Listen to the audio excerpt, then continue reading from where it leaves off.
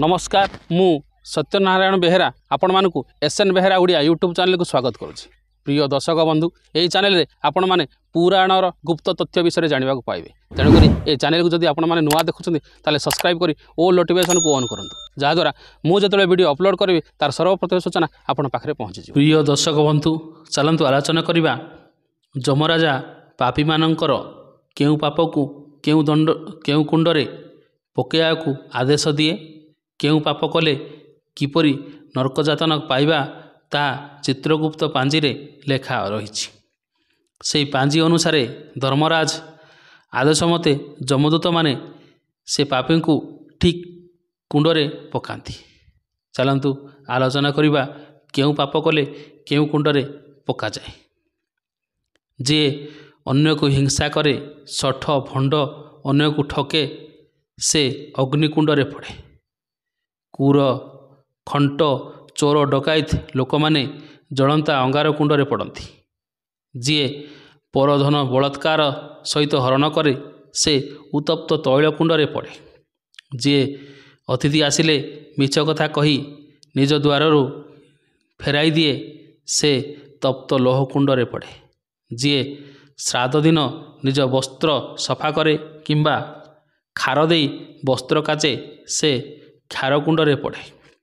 दान देवा परे जे पुणी हरण करे परर दानद्रव्य लोभ रखे से विष्टा कुंड पड़े।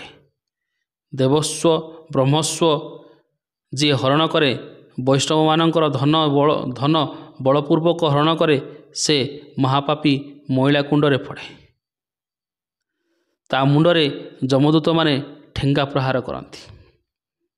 जी पर कूओ पुष्करणी को हरण करे किंबा जलाशय को पोति दिए, यह कले तार पुण्य फल नष्ट हो जाए एवं मूत्रकुंड से पड़ी नाना दुख पाए। जी कुटुंब रे न दे एका एका खाए, कौन सी मीठा द्रव्य किबा कौन सी जिनस भल जिनस पाइले कुटुंब रे बांटिकी न खाई एका एका खाइले से श्लेषा कुंड पड़े। ब्राह्मण वैष्णव को जी घर घौड़ाई दिए किंबा प्रहार करे ताकू ब्रह्महत्या महापाप लागे। ता हाथरू पितृपुरुष माने पितृपिंड ग्रहण करती नहीं, से चक्रकुंड पड़े। विप्र मानकू दान देवा परे पुणी जी ता छड़ाई निए से मसी कुंड पड़ी नरक भोग करे। जी पर नारी सहित काम आशा करे से शुक्र कुंड पड़े। इष्टदेवी किंबा ब्राह्मण को जी आघात करे, आघात फल जदि अंगरू रक्त बाहरे तेबे से प्राणी रक्त कुंड पड़ी नाना शास्ति पाए। हरिनाम भगवान को गुणगान को शुणी जी उपहास करे किंबा पलायन करे से अश्रुकुंड पड़ी 100 वर्ष पर्यंत दुख कष्ट पाए। निज आत्मीय स्वजन को जी हिंसा करे से गात्रमल कुंड पड़ी नाना दुख भोग करे। जी अंध बधिर को हास्य परिहास करे से कर्णमूल नेत्रमूल कुंड पड़े। जो लोक प्राणी मान को बलपूर्वक बध करे से मजा कुंड पड़े। जी श्राद्ध दिन क्षौर कर्म करे, गर्भवती नारी को जी हरण करे से तप्त तंबा कुंड पड़े। झाड़ होइथिले ता हाथ रे पोछि न दे पोछि न करी हाथ न धोई जे खाद्यद्रव्य खाइबा को दिए से घर्म कुंड पड़े। जे ब्राह्मण शूद्रंकर अन्न को छड़ाई भोजन करे किंबा शूद्रर सात पिंड को खाए से 100 वर्ष पर्यंत सुरा कुंड पड़े। अनिवेदित द्रव्य जे आहार करे से कृमि कुंड पड़े। जो विप्र शूद्र शव को दहन करे से अग्निकुंड पड़े। जो विप्र शूद्र घरे भात रांधि खाए से पूज रक्त कुंड पड़े। क्षुद्र जीव मान को जे जानी जानी मारे बा दंशन सान जीव मान को जे जानी जानी मारी पकाए ସେ ଦଂଶନ କୁଣ୍ଡରେ ପଡ଼େ। ମହୁ ଲୋଭରେ ଯେ ମହୁ ଫେଣାକୁ ପୁରା ନଷ୍ଟ କରିଦିଏ ସେ ଗରଳ କୁଣ୍ଡରେ ପଡ଼ିଥାଏ। ଯେଉଁ ନର ବ୍ରାହ୍ମଣକୁ ଠେଙ୍ଗାରେ ପ୍ରହାର କରେ ସେ ବଜ୍ରଦଷ୍ଟ କୁଣ୍ଡରେ ପଡ଼େ। ବିନା ଦୋଷରେ ଯେଉଁ ରାଜା ପ୍ରଜାମାନଙ୍କୁ ଦଣ୍ଡ ଦିଏ ତାକୁ ଯମଦୂତମାନେ ବିଛା କୁଣ୍ଡରେ ପକାନ୍ତି। ଅସ୍ତ୍ର ପ୍ରହାର କରି ଯିଏ ଅନ୍ୟକୁ ମାରେ ସେ ଅସ୍ତ୍ରଶସ୍ତ୍ର କୁଣ୍ଡରେ ପଡ଼ି କଷ୍ଟ ପାଏ। ଅନ୍ୟାୟରେ ଅନ୍ୟ ପ୍ରାଣୀକୁ ବଧ କରେ ସେ ଗୋଳକୁଣ୍ଡରେ ପଡ଼େ। ପରନାରୀଙ୍କୁ ଯେ ଆଖି ପକାଏ ସେ କାଳକୁଣ୍ଡରେ ପଡ଼େ। ଯେଉଁ ଲୋକ ଲୋଭରେ ସୁନା ଚୋରି କରେ ସେ ଶ୍ଳେଷା କୁଣ୍ଡରେ ପଡ଼େ। ତମ୍ବା ଲୁହା ଆଦି ଧାତୁ ଯେ ଚୋରି କରେ ସେ ବଜ୍ର କୁଣ୍ଡରେ ପଡ଼େ। ଦେବତା ଅତିଥିଙ୍କର ଦ୍ରବ୍ୟ ଯେ ହରଣ କରେ ସେ କଫ କୁଣ୍ଡରେ ପଡ଼େ। ଯିଏ ବସ୍ତ୍ର ଲୁଗା ଚୋରି କରେ ପାଷାଣ କୁଣ୍ଡରେ ସେ ପଡ଼େ। ବେଶ୍ୟା ଘରେ ବା ବେଶ୍ୟା ସାଙ୍ଗରେ ମିଶି ଭୋଜନ ଯିଏ କରେ ସେ ଲାଲ କୁଣ୍ଡରେ ପଡ଼ି ଦୁଃଖ କଷ୍ଟ ପାଏ। ପରର ବାସନ ଆସନ ଚୋରି କରେ ସେ ଶିଳକୁଣ୍ଡରେ ପଡ଼େ। ଯେଉଁ ବିପ୍ର ଅନ୍ୟାଚାରୀ ମେଛ ଭାବେ ଧରି ସେ ଅଶୀ କୁଣ୍ଡରେ ପଡ଼ିଥାଏ। ଧାନ ଶସ୍ୟ ଫସଲ ଯେ ଚୋରି କରେ ସେ ଚୂର୍ଣ୍ଣ କୁଣ୍ଡରେ ପଡ଼େ।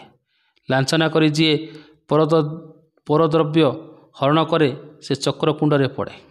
କଚ୍ଛପ ମାଂସ ଯେ ଭକ୍ଷଣ କରେ ସେ କୁର୍ମ କୁଣ୍ଡରେ ପଡ଼େ। ଗୋରସ ଯେ ଚୋରି କରେ ସେ ଭସ୍ମ କୁଣ୍ଡରେ ପଡ଼େ। ସୁଗନ୍ଧ ଦ୍ରବ୍ୟ ଯେଉଁ ପ୍ରାଣୀ କରେ ସେ ଚୋରି କରେ ଯେ ସେ ଦୁଗ୍ଧ କୁଣ୍ଡରେ ପଡ଼େ।